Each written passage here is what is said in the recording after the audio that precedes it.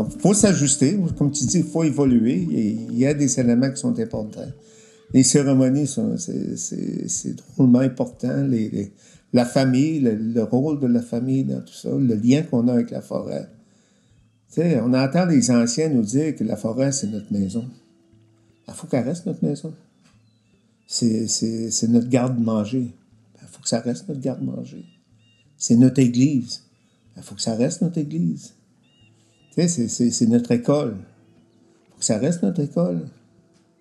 Quand ce territoire-là ne fera plus ce job-là, on va être à la mesure de dire qui on est. Là. Donc, pour moi, le lien territorial, il est sacré. Ton lien, là, il est territorial pour commencer. Ta langue a été développée à partir de ce lien-là territorial que nous avons eu. C'est d'aller chercher ce qu'on peut pour connaître notre identité. Être fier, que ce soit en dansant sous le son du Tewagin, Innu ou Crip, ou peu importe le Tewagin, le porteur qui le chante, ou dans un port, d'entendre les tambours puis que tu es fier. Je pense que c'est tout ça qu'il faut. En tout cas, pour moi, c'est important de garder tout ça à l'esprit puis de le transmettre aussi dans la communauté. On est multi-ethnique autochtone. Donc, on est plein de nations qui se sont regroupées pour se retrouver à un lieu. Puis, on a créé, ou on nous a fait créer, une réserve. Donc, c'est normal qu'on ait des pratiques différentes, qu'on ait des opinions différentes, qu'on ait même... qu'on soit différent, tout simplement. Mais on a des points de convergence. Je ne pense pas me tromper en disant on veut tous donner le meilleur à nos enfants, la meilleure éducation possible, la meilleure qualité de vie. Puis ça, je pense que tout le monde, on pourrait être d'accord là-dessus. Puis on veut tous, pour nous-mêmes aussi, avoir un milieu de vie le plus sain possible et le plus agréable possible. Si on part de ça, je pense qu'on est capable de construire n'importe quoi. C'est faisable, puis c'est même... oui, je pense que c'est vers ça qu'on s'en va même. On a une belle génération qui s'en vient de jeunes adultes, jeunes parents, qui ont le souci de montrer aux enfants. Puis ça, c'est encourageant, puis on a besoin de voir ça aussi dans les écoles pour pouvoir continuer de travailler en collaboration. Même si c'est pas étroit, on sent que ça se passe de tous les bords, tous les côtés. À un moment donné, la toile d'araignée, elle se tisse. On appelle ça la médecine de l'araignée. Elle est en train de tisser sa toile tranquillement. Il y a des déchirures qui sont en train de se réparer, puis des guérisons qui se font à travers ça aussi. Tu as participé à la commission consultative sur la culture?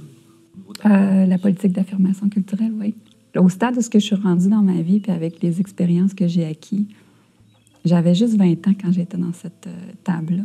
Puis je me rappelle donc comment il y avait des experts sur la culture des Pikwakamiilnuts, puis que moi, je me sentais comme ça autour de la table, puis tout le monde échangeait, mais j'avais donc rien à dire, on dirait. Mais j'ai beaucoup appris. Mais j'ai écouté, j'ai observé, puis ça, ça fait partie de notre culture. À un moment donné, il faut être assez humble pour se dire, OK, t'as peut-être rien à échanger, mais t'as tout à recevoir. Puis ça, il faut se mettre des fois en ce mode-là, parce que les jeunes aujourd'hui veulent tout de suite et maintenant, puis vite. Mais il ne faut pas oublier que pour apprendre, il faut que tu prennes le temps. Des choses comme le sport, ça lie les jeunes ensemble. Au début, on avait une équipe à Mashtoyats, OK? Écoute, on n'avait même pas d'uniforme, on faisait pitié, on n'avait rien. Quand on arrivait pour jouer contre des équipes au secondaire, on était gênés, ils étaient réservés. Pourtant, les gars étaient bons pour jouer, là. Mais on aurait dit qu'ils avaient peur d'être bons. À un moment donné, on a eu des uniformes. Et les épaules les ont redressées.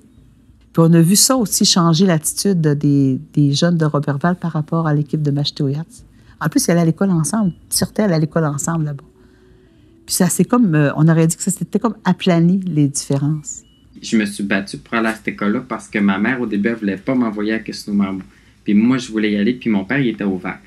Mais ça a pris toute qu'une chicane pour que je réussisse à y aller. Fait que là, il y a secondaire 4-5 à Quesno-Mamou. Tu as été la première cohorte, nous autres. Ouais. De finissant secondaire. Finissant secondaire 5 de l'école Quesno-Mamou, diplôme du ministère de l'Éducation. Parce que souvent, les gens, ils disent « Ah, eux autres, ils n'ont pas les mêmes diplômes. » Ou tu sais, il y a plein de stéréotypes comme ça, mais c'est le diplôme du ministère de l'Éducation. On a passé les mêmes examens que tout le monde. Parce qu'on oubliait.